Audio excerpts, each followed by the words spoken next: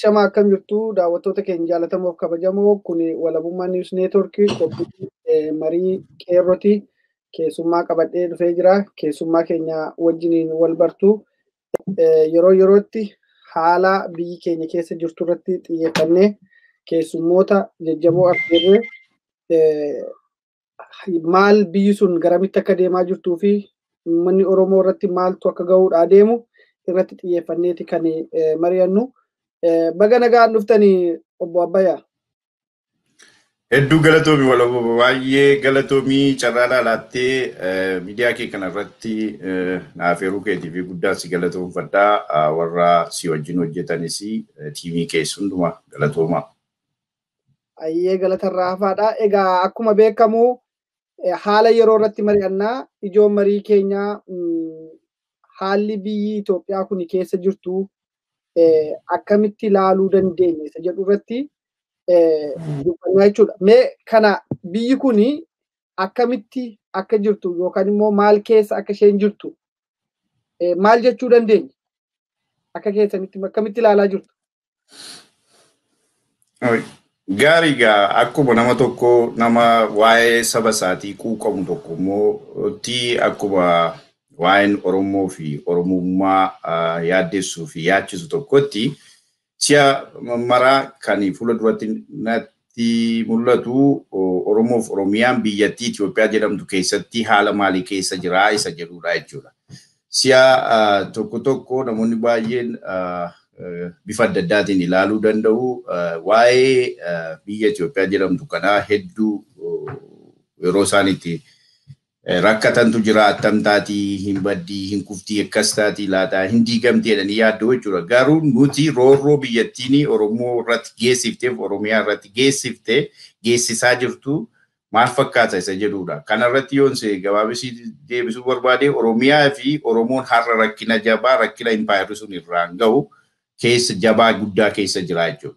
Yeroo ofirraa falmatee ofirraa kaasuuf jedhe keessatti bifa addaati yeroo inni itti deebi'ee dhufe Oromoon rakkina jabaa keessa yeroo inni jedhu. Egaa Oromoon rakkina jabaa keessa jiraati biyyattiin immoo akka Itoophiyaa jedhamtu kanatti nagaadhaan jiraatti wanta hin taaneef wanta hin danda'amnee fi biyyattiin kun yoo warri biyyattii jaallatan biyyattii akka isheen jirtutti tun ta'in iyyuu booddee deebisanii iyyuu akka isheen dur turteetti akka isheen sabaaf sablammootatti garboomsaa turte deemsisuu waan barbaadaniif biyyi kun dhukkuba hamaa keessa galtee jirti. Dhukkubi sun immoo ishee ajjeesee bilisummaa sabootaa yeroo inni itti fiduu dhiyoodhaa yaada akka koottan.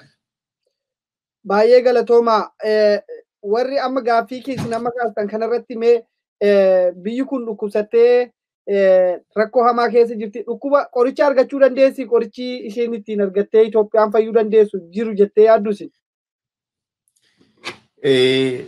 Qorichi Itoophiyaa fayyisu qabsoo haqaati. Sabni sabaaf sablammii biyya sana keessa jiru qabsoo haqaa kan mirga isaatii yeroo falmatu isa dhumaatiif sirroofti jechuudha. Yoo hin sirroofne immoo isa dhumaatiif baddee namnu biyya mataasaa gara hundeeffachuu dhaabbachuu gara mirga mataasaa kabachiisuutti ce'aa jechuudha. Kanaaf sabaaf sablammiin biyyattii keessa jiru Oromoon keessumaa qabsoo isaatti cichee yoo godhe biyyattii sanaaf iyyuu qabsoon Oromoo yoo jabaatee itti fufee furmaata agartee hamma abbaan irree jirutti furmaatiin jiru. Abbaan irree dhabamuu qabachuuf furmaata argamsiisuudhaaf. Kan immoo kan dhabamsiisu mirga keetiif waan falmituuf waan dhabde tokko deeffachuuf kan qabsooftuuf sana yoo jabeessitee itti fuftee daawwaa biyyattii argitaa jechuudha. Yoo kana achitti dhidhiibeen as dhidhiibee sossobaanii daawwaan sun argamuu hin danda'u. Qabsoon finiinee jabaatee dhugaa walitti himanii dhugaa haqa walitti himuutu namarra jira. Dhugaarraaf waan akka sossobaa tarii warra kana gowwoomsanii akka ittiin bira darbamu kun hojii siyaasaati. Ka jedhamu kun biyyattii sana keessatti hin hojjetu. Maaliif gowwoomsaan kun yeroo hedduudhaan waan tureef yeroo ammaa kana kan barbaachisu haqa walitti himanii haqa sanarra dhaabbatanii falmachuu danda'utu namarra jira jechuudha. Haqatu qoricha isheeti. Baay'ee galatoomadha. Egaa uummanni keenya waan kana sirriitti waan hedduurraa barate ne yaanna. Mee egaa akkuma beekamu qabsoon uummata Oromoo waggaa hedduu lakkoofsisee jira osoo galma hin gahin.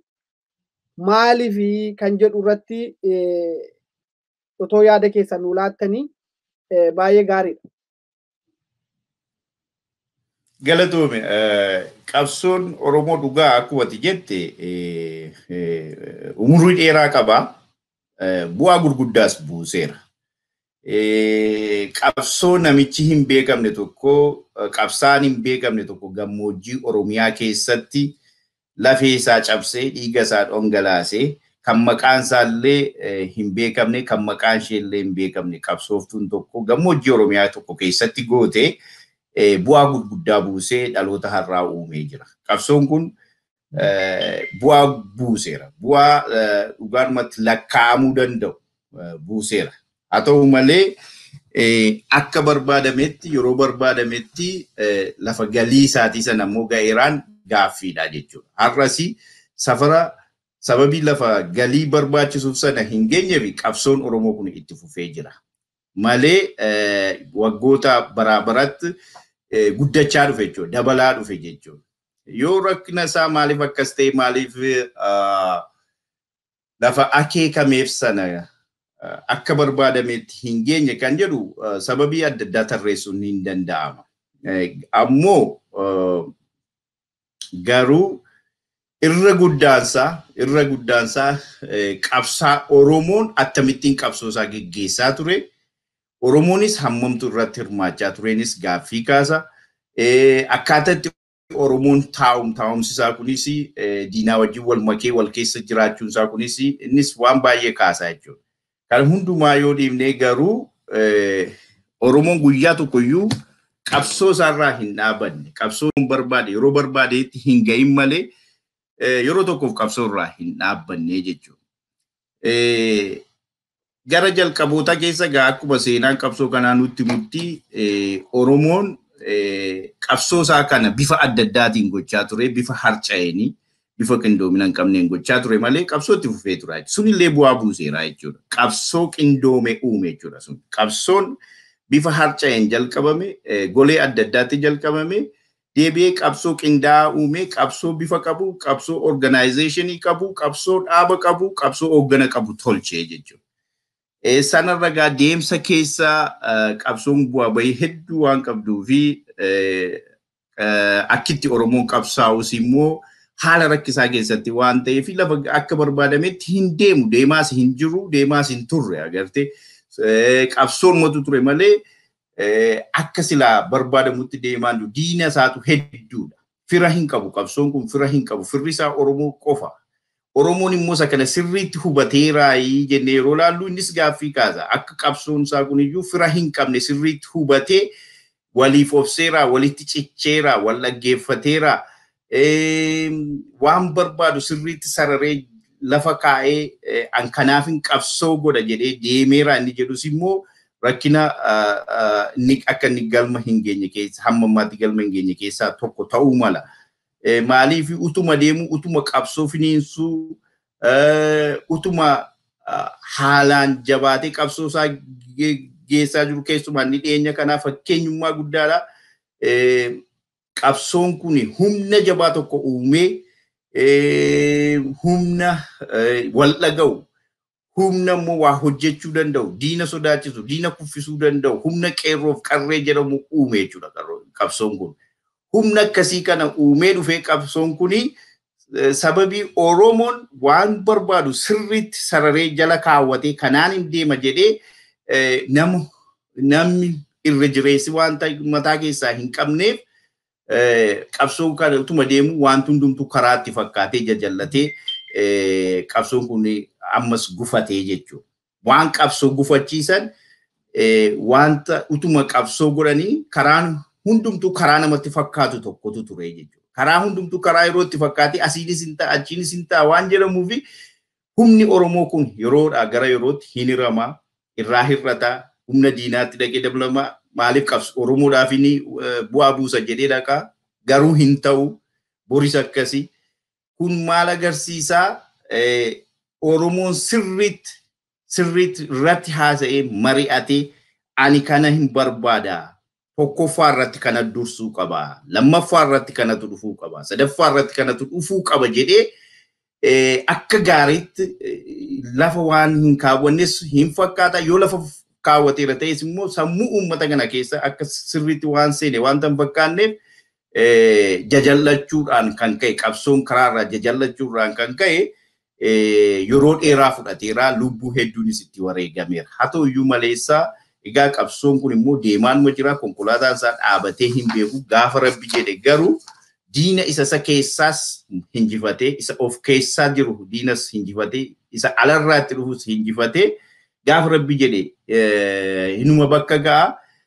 Sababiin isaa waa hedduudha. Inni guddaan garuu of keessa deemnee walii keenya ilaallee of gamaggamuu danda'utu nurra jira. Akka dhaabattis akka uummataattis akka qabsaa'onni Oromoo kamiyyuu akka nam tokko illee yoo ta'e dhaabbatanii ilaalanii of gamaggamanii fala barbaaduutu irra jira. Inni guddaan danqaa dhedheeyaan akka mataa kootiitti akka nama tokko natti dhaga'amu utuu rakkoon keenya keessa hin jiru ta'e yookiin waan barbaannu sirriitti sararree isa jala murree isa keenya sana ilaallee utuu hin deemne ta'e rakkoo hedduun nu mudatu. Diinni keenya yeroo hundumaa dhugaa dubbachuu fi humna Oromoo caalee miti. Maaliif nuumatu humna keenya bakka adda addaatti qoqqooda. Utuma deemnu inni tokko bitaatti gora, inni tokko mirgaatti gora. Inni tokko gam tokkoo fi waa'ee Oromiyaa qabsaa gam tokko immoo waa'ee impaayera isa jedhamee irratti qabsoon godhamu waa'ee isaa yaada akkasiitu qabsoo kana akka inni furga'ee fuula duratti hin deemne kan godhurraa kan ka'e akka silaa namni irratti hiriiree qabsoo kana geggeessuu qabus karaa waanta hin saannee fi daddaaqama akkasii waan jiruuf qabsoon kun yeroo dheeraa ka fudhachiise keessaa inni guddaan rakkoo keessaati jedheen ilaala. Rakkoon biyya ollaa jiraachuu mala rakkoon akka waliigalaatti impaayeratti jira. Garuu humna keenya kan laaffisee nuuma ta'uu mala jedheen shakkii qabaa jechuu kooti. Baay'ee galatoomadha. Egaa akkuma beekamu qabsoon kun akkuma sunuu kaastanii inni kaanii otuma deemuu Oromoof hin qabsaa jedhee diina wajjiniinis gara diinattis goraa jettan. Isa kana gubbaarratti uummanni Oromoo warra isaaf qabsoo gochaa jiru kana gaaffiin uummata Oromoo warra diinatti goranii diinaa wajjin Oromoof qabsoofna jedhaniif kanaaf hubatameera. Eenyu namni qabsoo Oromoo hubatee jiru? Jaarmiyaa isa kamtu gaaffii uummata Oromoo hubatee jira? Uummanni kun maal gaafachaa jira? Jaarmiyaan siyaasatii fi uummanni Oromoo wal hubachaa jiru.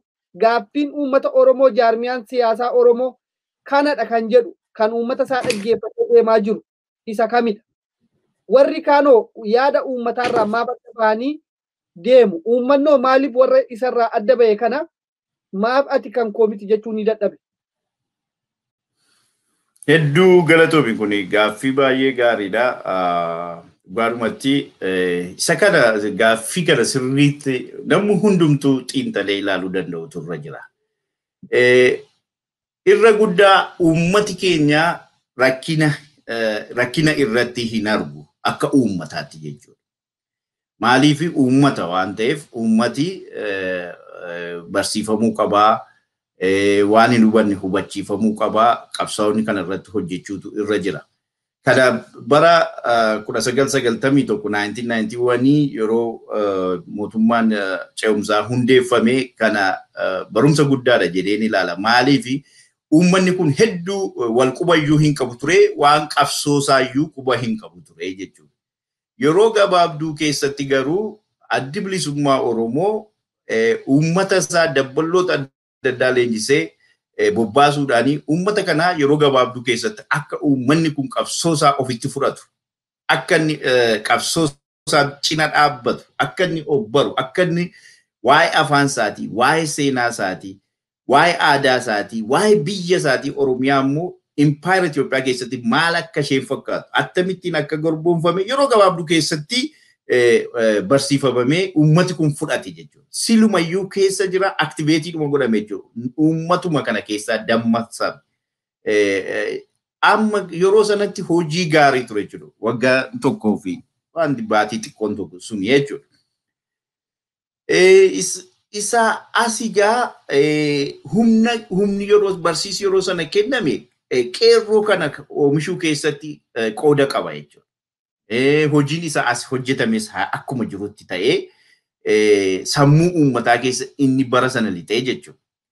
Maal jechuu barbaadeetanii uummati yooti barsiifte, yooti karaa itti agarsiifte, yooti immoo wajjiniin kufte, biratti kuftee si arge. Akka amma waboon biratti kufee uummati argee seenaa Oromoo keessatti, seenaa waraana bilisummaa Oromoo keessatti yeroo haaraa ta'eessa jiru kana. Sababiin isaa maal uummata isaa keessatti kufee wareegamee kuffisee agarsiisaa waan jiruuf jechuudha. Yoo akkas ta'e akka itti barsiifte, yoo jabinni akkasii jiraate uummati yeroo kamiyyuu qabsoo isaa bira wanta hin dhaabbanneef hin jiru. Maaliif cunqursaatu irra jira? Gam tokkoon cunqursaatu irra jira.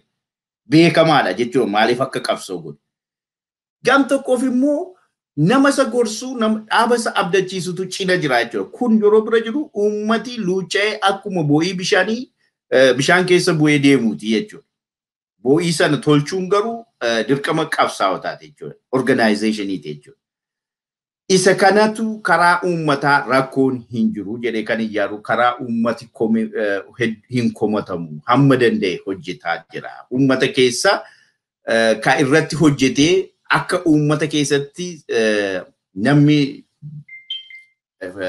badii adda addaa geggeessu akka goosisu kan godhu mootummaa dabballoota mootummaati. Malee akka waliigalaatti uummanni Oromoo uummata sabboonaa, uummata biyya isaa jaallatu, uummata immoo bilisummaa barbaadu, uummata bilisummaaf wareegamu kan of hin qusanne jechuudha. Gara dhaabaatii fi gara hayyoota Oromootiin jira jechuudha. Isa kana akka ta'utti hiriirsu jechuudha. Isa kana attam yoo ta'e attamitti bakkaan geenya jedhanii gatta'anii mari'atanii kanatu dursaa waan jedhamu tokko dhibamuun tokko mul'ata jechuudha. Kuni dhaaba Oromoo irrattis mul'atee jira jechuudha. Yoo kana ta'e malee haasaadhumatti iyyuu hin seenu wanti jedhu hin jiru jechuudha. Maaliif akkuma sila tuquu yaade waa'ee Itoophiyaati boo'aa waa'ee mirga Oromoo haasa'uun rakkisaadha. Waa'ee impaayira jetteetu irratti qabsooftu jechuudha. Waa'ee impaayiraa kana utuu haasoftuu impaayirri immoo jalaa diigamteettee yaadda'uun immoo wal faalleessaa jechuudha. Kanaaf rakkoon karaa dhaaba Oromoo, organizationii Oromootii fi karaa beektota Oromoo yaadi hundumtuu yaada ta'u ta'etti yeroo fakkaatu inni kun uummata burjaajessuu, qalbii uummataa hiruu, maaliif keessumaa inni bara kanaa inni amma jijjiirama jedhamee akkas ta'e kuni riizaaltii kanaati. Riizaaltii organizaashiniin Oromoo haala yeroo irratti of qindeessee argamuu dadhabuudhaa fi qophaa'insa dhabuudhaa fi piriyooritii lafa kaa'ee qabaachuu dhabuunsa isa kana fide.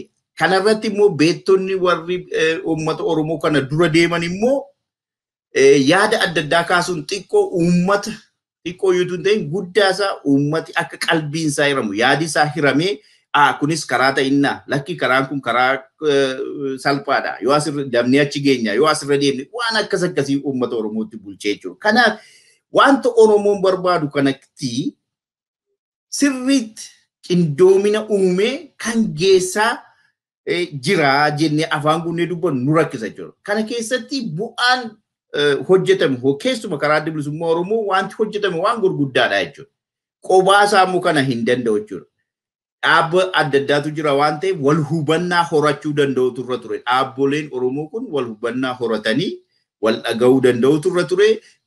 Fedhii uummata Oromoo dursuutu irra ture. Rakkoo Itoophiyaa sanaa xiinxalanii sirriitti ilaalanii uummata kana karaan ittiin qabsoo isaa bakkaan ga'uutu irratti qindeessuu irratti hirrinni waan jiruufi karaa organizationis ta'uu karaa namoota keenyaa utuma hojjetanii garuu baay'ee hojjetu baay'ee dhama'u garuu hir'inatu jira.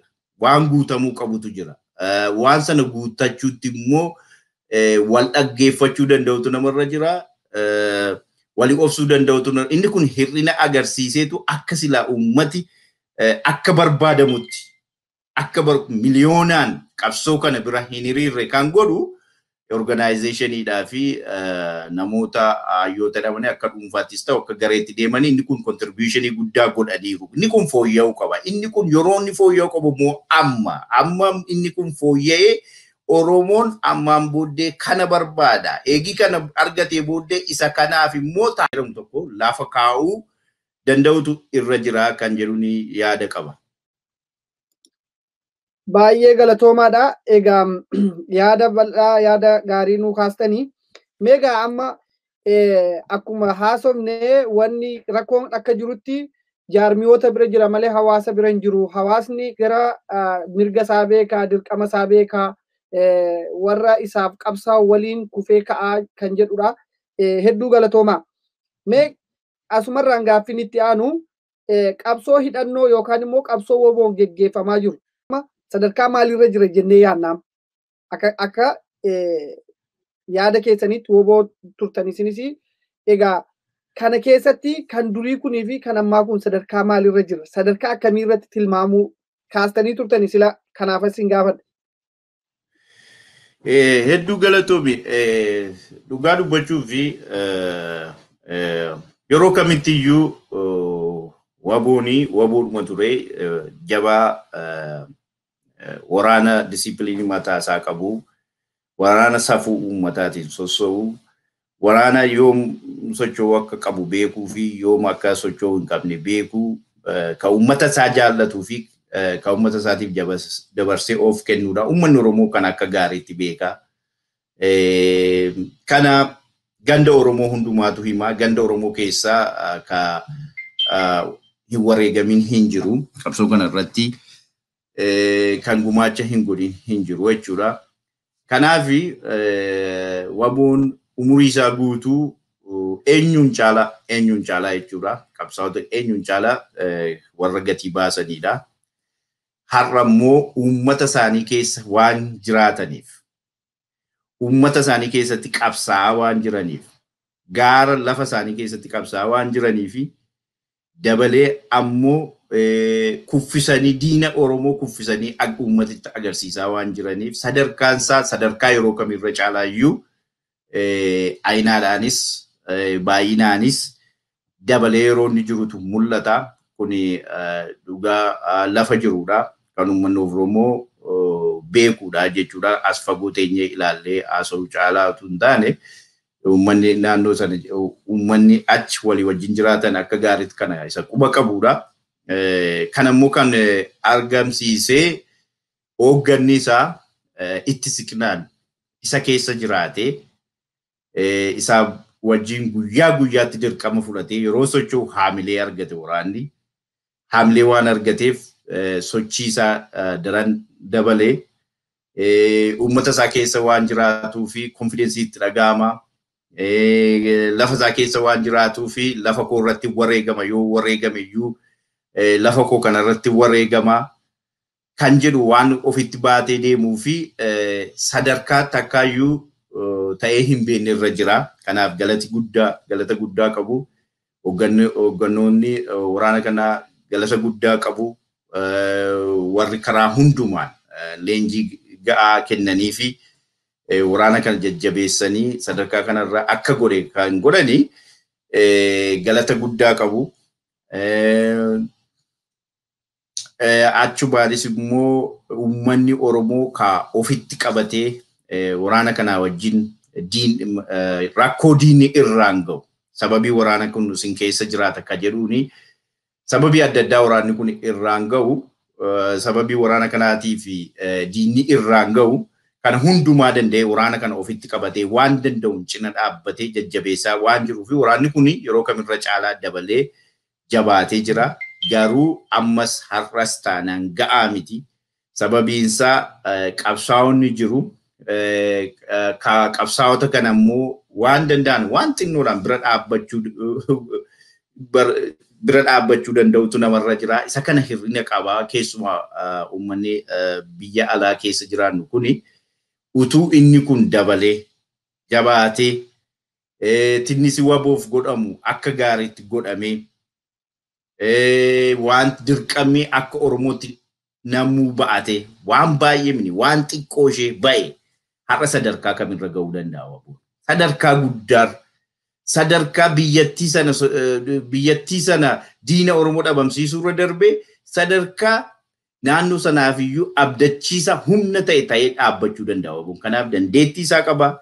Har'a nama hedduu nama dandeettii adda addaa qabu barnoota adda addaa qabu waboo kana keessa jira. Wanti itti irratti tokko iyyuu hin jiru jechuudha. Garuu keessumaa akka uummata biyya alaa jiraatutti gargaarsi waraana kanaaf ta'u baay'ee xiqqoodha. Inni kun hedduu nama gaddisiisa. Inni kun utuu dabalee itti fufee uummanni keenya dirqama isaa baree ba'ate wabooni sadarkaa amma jirurrayyuu dachaadhaanii guddachuu humna danda'udha. Capacity organizationii qabudha. Kanaaf sadarkaa abdachiisa sadarkaa immoo gara fuulduraatti illee kana caalaa jabaachuu qabudha jechuun waan jaalladha. Baay'ee galatooma. Mee otoo asumarraa hin fagaatin qabsoon woboon waggaa 30 dura geggeessaa ture yookaan immoo geggeeffamaa ture sana kana garaagarummaan isaa maalinni inni durii sana isa jedhu sana ammayyuu irraa hambistanii akkamitti maal fakkaata? Waggaa 30 dura waggaa 30 duraa sana akkamitti ibsitu? Akkam ture haalli bu'aa ba'iin qabsoo kana keessatti wareegamni ture madoo madaa ture eessatti wal'aanamaa ture kan jedhuu fi leenjiin illee bifa kamiin gargaarsi illee bifa kamiin argachaa ture kan jedhu sanarratti otoo xiqqoo ishee irra nuu baatanii baay'ee natti tola. Hawaasumaaf uummatuma keenyaaf akka hubannoo ta'uu fi warri ammaa kun immoo sirriitti ibsitanii jirtu isa kanarratti otoo irra deebitanii nuu ibsitanii. Yaa dhuga qabsooni akkuma sila kanaan dura jedhe kan inni yaadannoo dhiyoo qabu 91 asii kaaseeti. Kaduraa suni akkan natti fakkaatutti dhugaa dubbachuu fi qabsaa'onni yeroo duraa sana turanis haalaan qabsaa'ota jajjaboo qabsaa'ota gatii baasuudhaaf wareegama kaffaluudhaaf ka booddee hin deebine haala rakkisaa keessatti jechuudha. Haala yeroo sana haala uummanni Oromoo iyyuu uummatumti Oromoo iyyuu hubannaa gahaa wanta hin qabnee fi qabsaa'ota kanaaf danqaa yeroo inni turetu jira.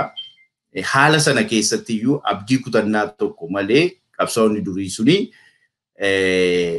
waan gurguddaa hojjetanii bu'uura takkaadhuma iyyuu dhabamuu hin dandeenye kaa'anii lafa dudduubee ga'aas haa dhabamu tarii immoo yeroo sana hamma tokko keessumaa karaa lixaas garaa yeroo sana garaa Sudaan kana dudduubeen ni jira. Hamma tokko suniyyuu haa ta'u malee haalli isaas rakkisaadha waan baay'eetu jira naannoo sana keessas waan ta'eef diinni gara biraanis Sudaan keessan achas ka lolu waan tureef dudduubee iyyuu fakkaatu malee rakkinni gurguddaan jira garuu hamma tokko lafa itti madoosa wallaansifachuu qabaachuu danda'a ture. Garuu haalli uummata keenyaa immoo yeroo sana maal fakkaata yeroo jettu baay'ee gadi fagoo waan tureef inni kun danqaadha jechuudha. Haala sana keessatti hojjetee bu'uura gaarii buusee jabinaan kutannoodhaan haamilee gurguddaadhaan waan hojjetamuu fi nama xiqqoodhaan hubannaa xiqqoo yeroo sana ture beekumsa xiqqoo yeroo sana turee fi dammaqiinsa uummataa xiqqoo yeroo sana ture hundumaa yeroo ilaaltu bu'aan buusee guddaadha jechuudha. Inni har'aa wajjin yeroo walitti madaalamu waan baay'een adda addaa jechuudha. Inni guddaan dammaqiinsa uummata kanaati jechuudha. Dammaqiinsa uummata Oromooti. Yeroo sadarkaan dammaqiinsa uummata Oromoo sadarkaa isa olaanaa isarra guutee gad dhangala'u irra yeroo inni ga'etu jira. Amma haala kana keessatti qabsoo godhaa. Isaa bu'aa ba'iin gara biraan immoo hin jira. Akkuma sadarkaan dammaqiinsaa dabalee haalli walxaxaan haalli rakkisaan immoo biyyattii keessa jira. Naannoo ni keessa sossoo'u, ollaata ta'u, akka waliigalaa akka addunyaattis haalli immoo yeroo adda addaatti waan jijjiiramuu fi haala kana keessatti adjustii of godheetu haala tolfateetu socho'a wabuun jechuudha. Amma gaa inni amma jabinni qabsaa'otaa beekumsaanis ta'e baay'inaanis ta'e amma daran dabalee jira jechuudha.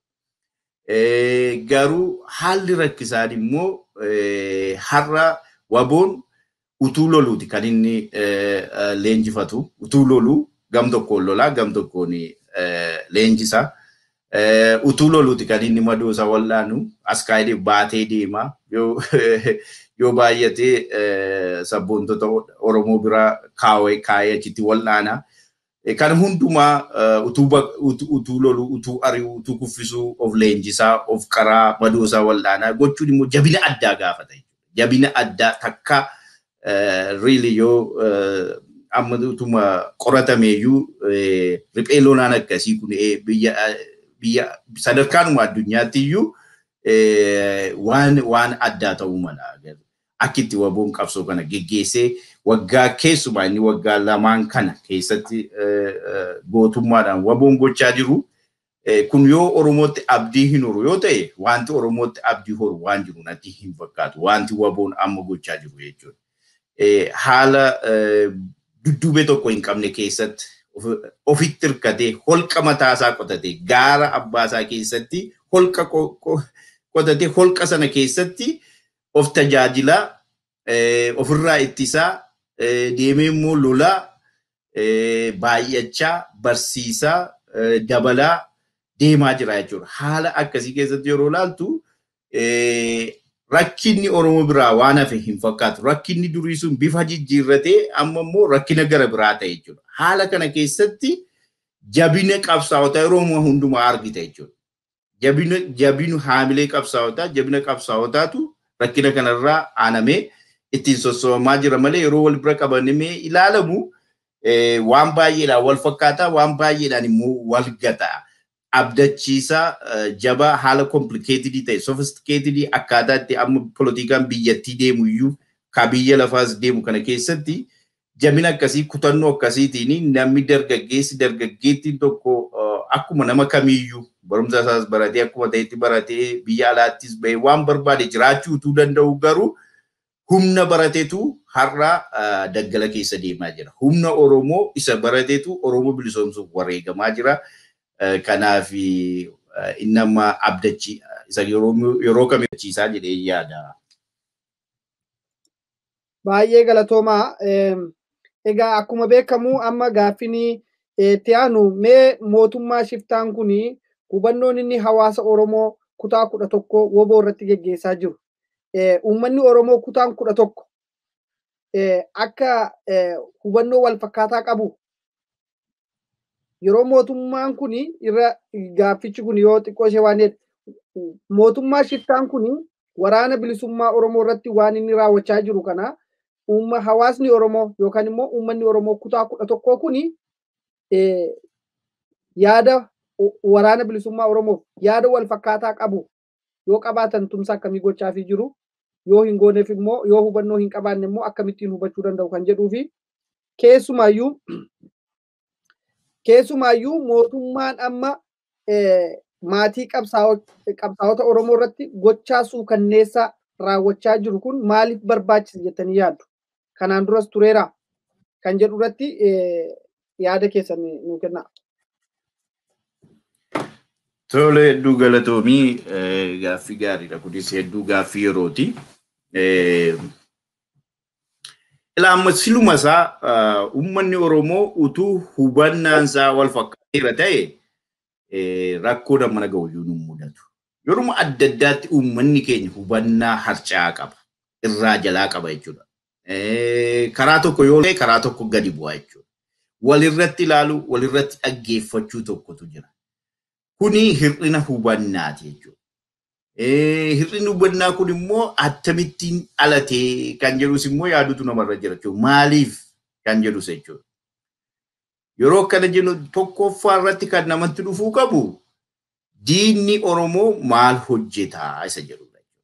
diinni Oromoo akkuma baay'atee jiru hojii adda addaa walii hiree jira jechuudha. Uummata Oromoo kana keessumaa innamma humna sodaachisaa ta'e. Humni silasiin jedhe kuni humni qeerroo jedhamu dhalate.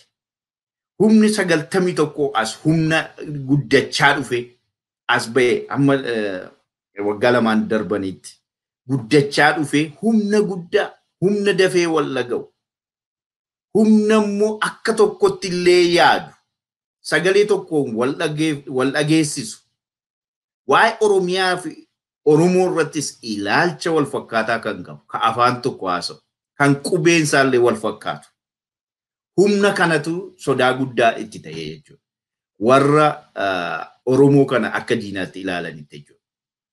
Isaan kuni isa kanaaf egaa maal akka godhan si'a hundumaa hin mari'atu tooftaa adda addaas lafa kaawwayyatu jechuudha. Kana keessatti Oromoo isa beekaa ta'e bifa adda addaatiin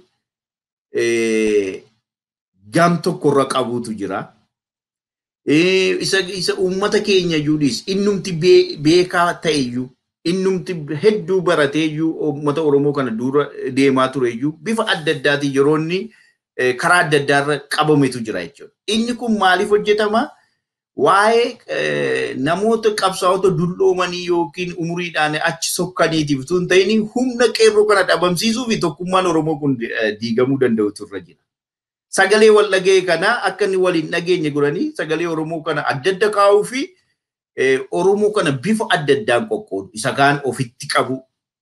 Mootummaan kun kan keeti jedhanii ilaale abalufaati kun sin keessaa beemini hooggan akkasii bakka akkasii waajjira akkasii yookiin ministeera akkasii yookiin immoo jeneraala keessan abalufaa isa tokko ofitti qabu isa tokko immoo diina gochuu warra akkasiitu guddina sin argachaa jirtan immoo sin dhowwuuf jira. Kun amma waa'ee namoota gurguddaa kanaafis miti.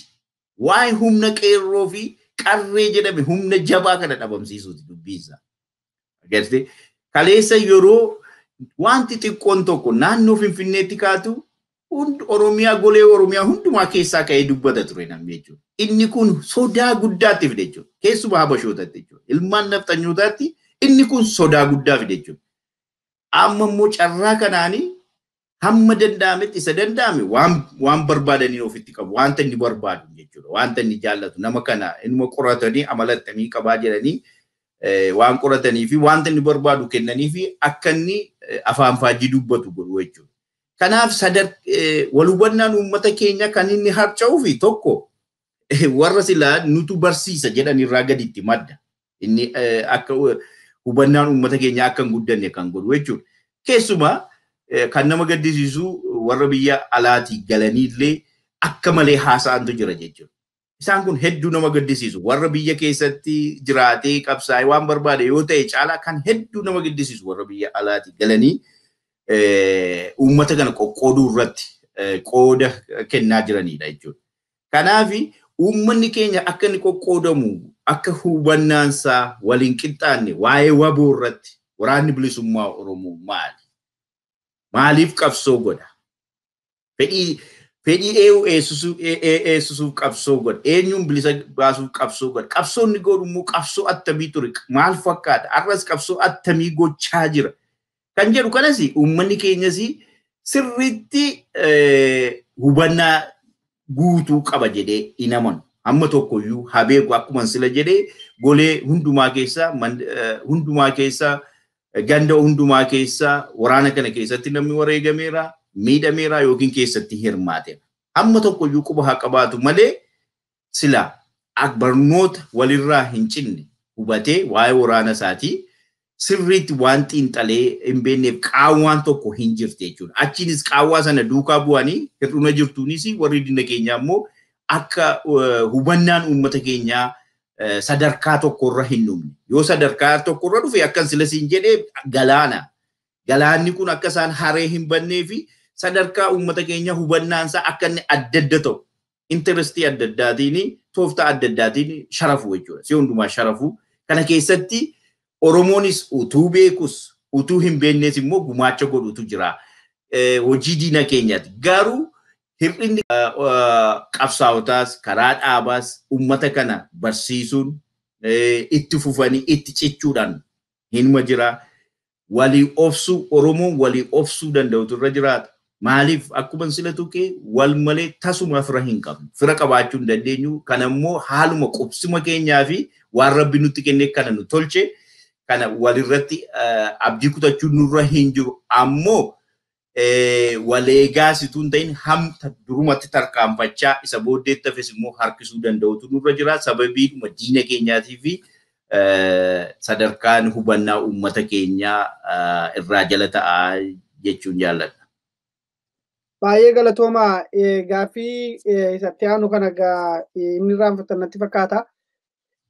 Itoophiyaan akkaataa isaan haala amma ilmaan Oromoo irratti ajjeesuu hidhuu keessumaayyuu maatii qabsaa'otaa haala suukanneessaa irratti raawwatu kuni maaliif barbaachise kan jedhuu fi asumarraan gaaffiin Itoophiyaa fi Oromiyaan waliif maal?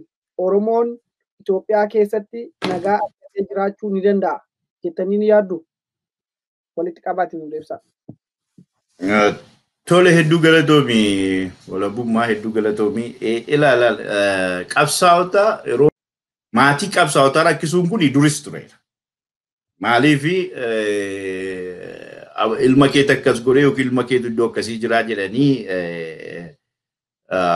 maatii abbaa haadha rakkisuun hinuma jiraa hidhuun hinuma jiraa garuu tasuma akkasa kanaa ta'e hin beeku. Inni kun waan addaati.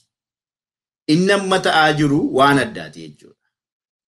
Yoo ilmi isaa waboo keessa jiraate yoo intalli isaa waboo keessa jiraatte addeebi'anii maatii manaa wajjin walitti gubuun kuni tarii seenaan biyya lafaarra iyyuu hin jiru ta'a. Wanta akkasii jechuudha. Kun hiikaan humti isaayyuu namaa hin garu. Garuu yoo ilaalle maalinni kun akka inni bu'aa hin buufnes beeku. Namni kanaanis booddee akka hin deebine hin wallaalan jedhee yaadu. Hin beeku kanas akka namni kanaan booddee deebi'uu hin dandeenye qabsoo kanarraa jechuudha. Garuu wanti isaanii abdii kutannaarraa kan ka'e hinuma finnaa tokko hin miina akkasuma goone aarii keenya baanaa kan jedhurraa kan afetti I don't think uummanni Oromoo hammuma kana gowwaa ta'e yookiin hammuma kana immoo dabeessa ta'e sababii ilma isaatiif abbaanis du'e manni isaas gubatee qabeenyaa isaas saamamee uummanni Oromoo hin fudhataa jedhee hin yaadu. Hamma kanas immoo uummati Oromoo dadhabaa akkasii takkaanuma ta'ee hin beeku hin ta'us. Kun ijibbaata falmachaa jiru. Impaayera kana jiraachisuufitu ijibbaata godhu. Yeroo ijibbaata gootu immoo waanuma qabdu hundumaan tarkaanfii fudhatta jechuudha. Akkuma saree maraatu jechuudha. Waanuma hundumaa hojjetu. Ijibbaata waan falmataniif Oromoonis immoo daran jabaatee waan jiruuf ijibbaata falmachuu qabaa jechuudha. Injifannoon kan Oromoo waan ta'eef. Warri kuni hammamiyyuu tarii meeshaa qabaatanii tarii immoo yeroodhaaf humna horiis qabaatanii garuu deemee namni mootummaan akka ittiin biyya lafaarraa uummata jimlaadhumaan fixee akkuma barbaadetti uummata qalee jiraatee barabaraan jiraate hin jiru waan ta'eef kuni qabsoodhumaan kufaa jechuudha. Garuu haalli akkasii amma yaada duratti gaa ammani argi kana keessatti amma namarraas dhagee warroota durarra han dhageetti haalli Oromoon akka har'aa kana keessa jiru haalli Oromoon akka ammaa kanatti diinni isaa miidhaa diinni irraan gahu sadarkaa kanarra tasumaayyuu ga'ee hin beeku. Waan ga'ee hin jiru kun waan addaa seenaa keessatti seenaa Oromoo keessatti waan addaati garuu qabsoo Oromoo jabeessa. Sababiin isaa akkuma isin jettan sababiin isaan kana godhanii isa ijibbaataa impaayera kana dhaabuuf falmatu jechuudha. Inni lammaffaa waa'een Itoophiyaa fi Oromiyaan kuni rakkoon isaanii bira jiraa jedhee yaadaan. Rakkoon amma Itoophiyaa fi Oromiyaan kuni kamtu duraa kamtu booddeedha kan jedhu tokko beektonni keenya lafa nuu kaa'uu qabu turan. Si'a tokko hanqina qabu fakkaata. Sababii hanqina qabuufitu utuma waa'ee mirga keenya biyyi keenya kolonii jala jirti. hin garboomfamne jenneetu falmannu asiin immoo Itoophiyaatu diigamaa jennee yaaddofna jechuudha. Inni kun waliif rakkisa. Rakkoon yeroo tokkotti namni beekaan tokko akkuma jedhee rakkoon Itoophiyaa rakkoon Oromiyaa Itoophiyaadha. Jedhe isaanis immoo Dr. Mararaa natti fakkaata rakkoon Oromiyaas immoo Itoophiyaadha kan jedhu jira. Ani garuu rakkoon Oromiyaa Itoophiyaadha. Kana beekee qabsaa'uu qabu. Itoophiyaa impaayera jechuudha. Akka har'a jirtuu fi akka kaleessa turte isheen rakkoodha Oromoodha. Nuti waliif rakkoodha. Rakkoo eegii taatee rakkoo kana ofirraa hiikuu qabnaa jechuudha. Ofirraa hiikuu qabna jechuun immoo tarii namoonni baay'een Itoophiyaa kana waan jaallataniif Itoophiyaa kana keessaa bahuu hin barbaanne jedhanii kanneen yaadan jiraachuu danda'u. Inni kun immoo yoo akkas ta'e eega waan qabdu dhuunfatte kan kee kan ta'e harka keetti eegii qabatte warcuma sirriirra teessee taa'umsa sirriirra teessee haasaa sirrii namaa wajjin gooteetu akkaataa itti Itoophiyaa keessa jiraattattu illee immoo fidattaa jechuudha. Yoo isaa warri kanaaf dhiphatan waan jiraniif hin jedha. Hanumti sana fidachuu maltuyyuu yoo kan kee qabaatte utuu kan kee hin qabaatinitti waa'ee maalirratti kan itti dhattee nama jaarsummaatiif. Waa'ee maaliiti waa'ee dirqama nama gara biraa maaltu si fudhachiise kan keeyyuu hin arganne harka kee hin galin jira. Wanti tofiit qabdu mirgi keeyyuu mirga nama gara biraa kabachiisu waan akkasii gochuu sana gochuu kamtu dursa kan keeyyuu falmattee hin arganne akka ta'utti ofirra kan galchanne waa kanaan maa dhiphatta.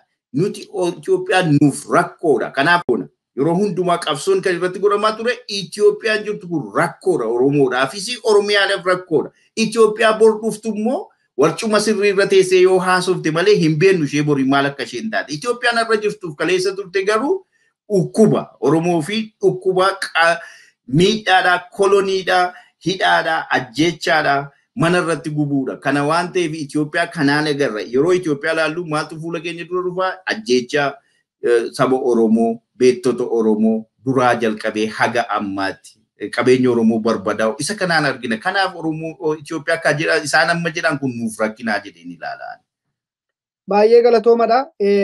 Sa'aatiin keenya dhumeera gabaabsatiin deebisaadha. Egaa amma wanni amma biyyattii sana keessatti gochaan sirna nafxanyaatiin yookaan immoo sirna habashaatiin keessattuu ilmaan Oromoo irratti geggeeffamaa jiru kun kallattii kamirratti Oromoo geessa? Gara federalizimii moo gara walabummaatti ilmaan Oromoo qajeesha? Sirni habashaa amma egaa amata lamaan kana booddee lafa qabatee Oromoo irratti geggeeffamaa jiru kun gabaabsatiin deebisaadha. Xumuraa jirra sa'aatiin qabu. Hedduu galatoomi.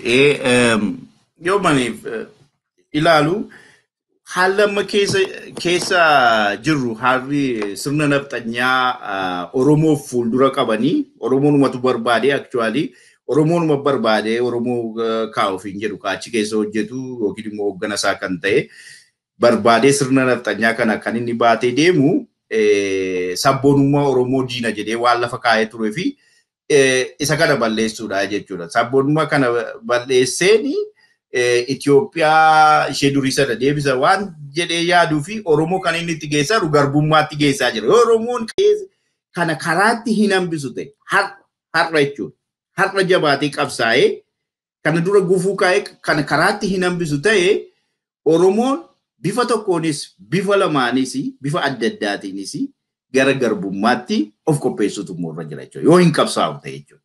Kun gaaffiidhuma hin qabu. Namoonni tokko waa'ee afaanii fakkaatu. Afaan keenya iddoo akkasii galee iddoo akkasii baankii fa'aa keessa waan adda addaa jedhantu jira jechuudha.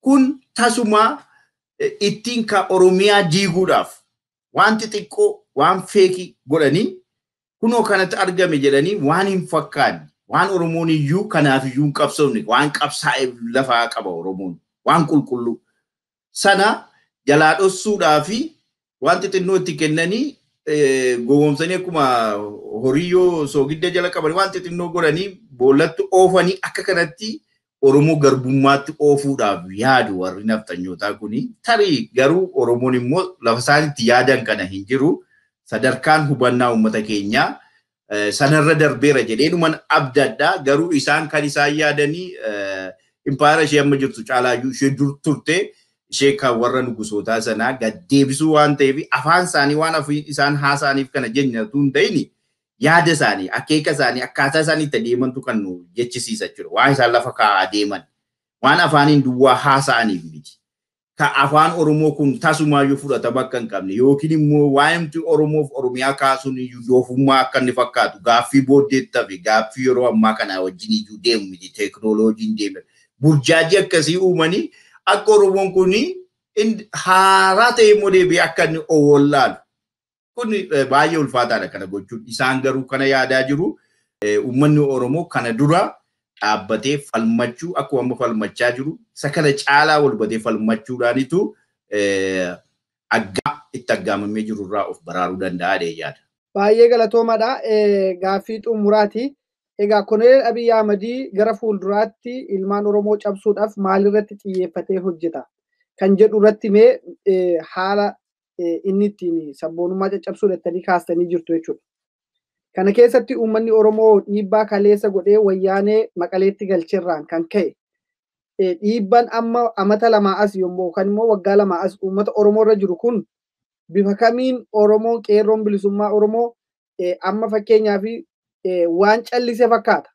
Tooftadhaaf immoo sodaateet immoo humna dhabeeti kan jedhu irratti yaada keessan gabaabsaa nuu kennaati. Asumarraanis dhaamsa waliigalaa akka achumarraa dhaammattanii sin gaafadha. Galatooma.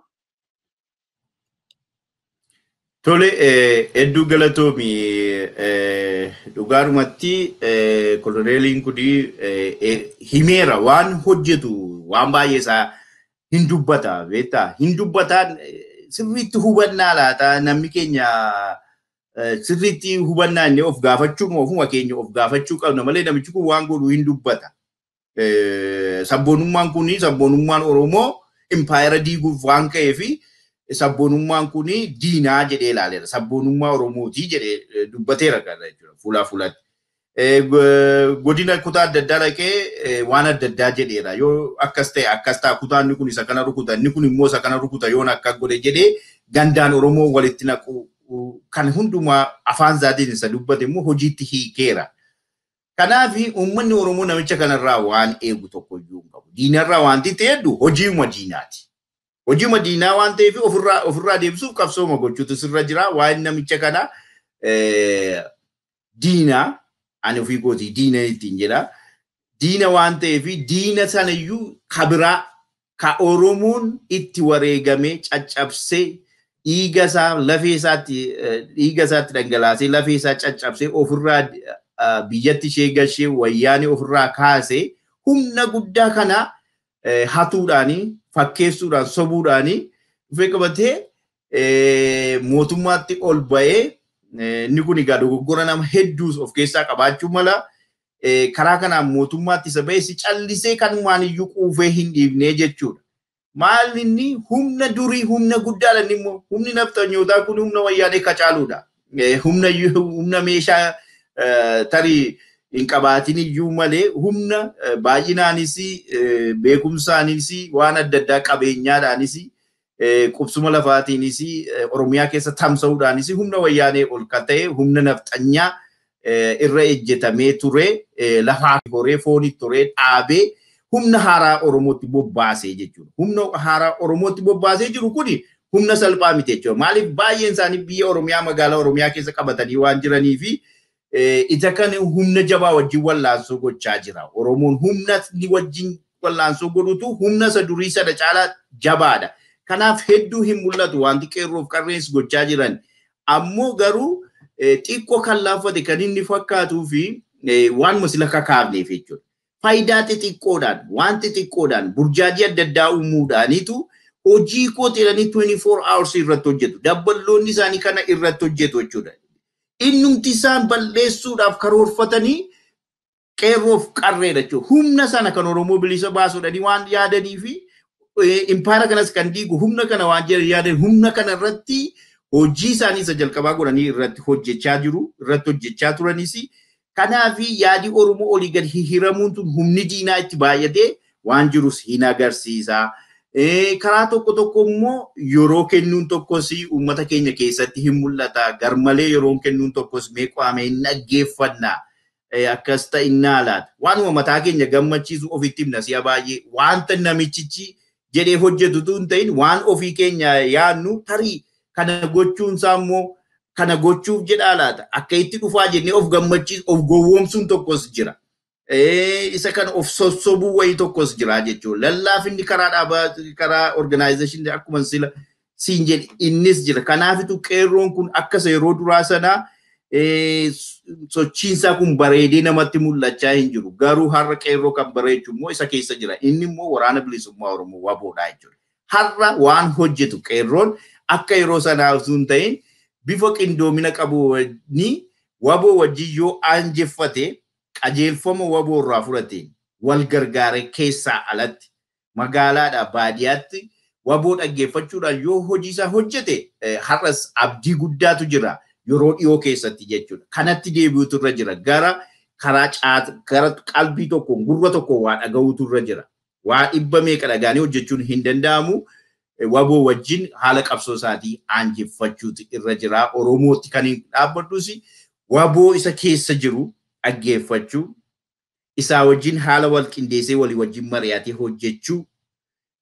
Tooftaa diinni har'aa borii baasaa oolu wanti xiqqoodhaan faayidaa uummata Oromoo fakkaatu wanti xiqqoo jala jalaan sobanii ka har'a jiru ka borii immoo jiraachuu hin dandeenye legal ground tokko iyyuu kan hin qabne sobanii fakkeessuudhaan yeroo bitachuudhaan hamma Oromoo dhabamsiisanitti hamma tokkummaa Oromoo kana diiganitti isa isaan haxxummaa diinaa kana Oromoon sirriitti xiinxalee ilaalee sabboonummaa jabaadhaan dhaabbatee falmii isaa itti fufuu qabaa. Kanaaf waboo wajjin haala aanjeffachuu qindeeffachuu danda'utu irra jira kanuma jedhuun jedha. Baay'ee galatoomadha. Egaa raawuu sagantaan keenya sa'aatii waan dhumeef asumarratti goolamna dammayyootuma mi'aawuu mara godhanii.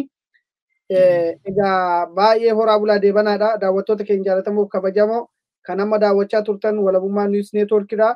Egaa sagantaa biraatiin hanga walitti deebinutti yeroo gaarii yookaan immoo turtii gaarii akkasiin qabaattan abdii guddaa qabna. Sagantaa keenya hafe wajjiniin turtii gaarii qabaadha. Carraa kana laachuu keetiif hedduu galatoomi jabaadhu miidiyaa keessan kanas bifan ittiin jajjabaatu falaa amma dandeenye siin cina dhaabbannaa jabaadhaa siin jedha yeroo gaarii. News Network.